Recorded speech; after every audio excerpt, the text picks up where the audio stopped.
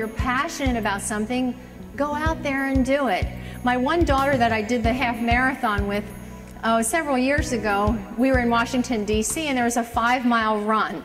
And so we signed up, my husband, her husband, we had a big group that signed up. And so we're beginning the run, and my daughter says to me, she says, you know, Mom, I just had a baby a couple months ago, and I'm not really sure I'm going to be able to do this 5 miles. I've only run up to 2 miles. I said, okay, meet you at the end, you know, slow and steady. I'll come in at the end.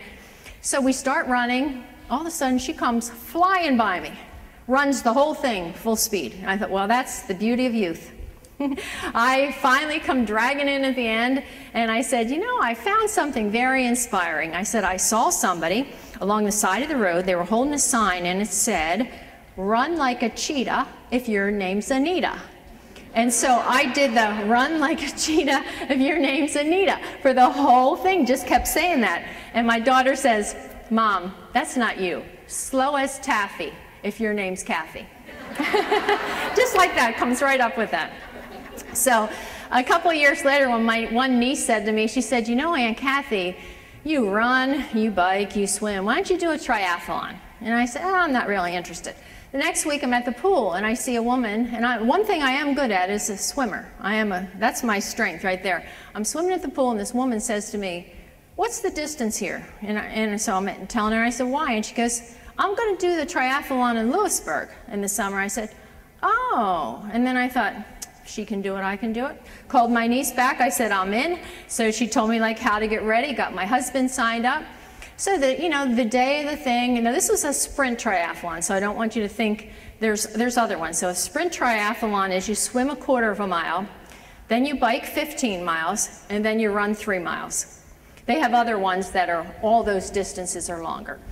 So my husband and I, our goal was to begin and finish. So we both did the thing. At the end, I'm getting my bike ready to load onto the car, and I hear my name being called. I am second place. I win a trophy. Turns out there are only 2 people in my age group. So the next week at our hospital, they're having a run for the heart, 3-mile race. I thought, I just did 3 miles after the other part of the triathlon. I sign up, first place. Only one in my age group. I called my 3 daughters and I said, you know, I think I found my niche. I just have to show up. So 2 months later, there was another triathlon. So I signed up for that one. This one, you had to, in the biking part of it, you had to cross over a railroad track. So I get to the railroad and a train's coming. The train took 10 minutes of my time. By the time the train was clear, there was nobody in front of me. So I thought, not doing well on this one. Start going, you know, riding along. I'm going up this 3-mile hill that was like unbelievable.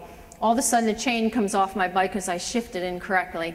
So I had to walk it to the top, try to get it straightened out. Meanwhile, I have grease all over my hands, wipe my hands off, get back on the bike. I thought, might as well just keep going. Finish the race, hear my name being called, second place, only 2 in my age group. So the point of all this is, sometimes if you're passionate about something, you just have to show up. If you show up at the gym in your gym clothes, you're going to work out. If you show up at the pool in a bathing suit, you're going to swim. You show up at the track in your running gear, you're going to run.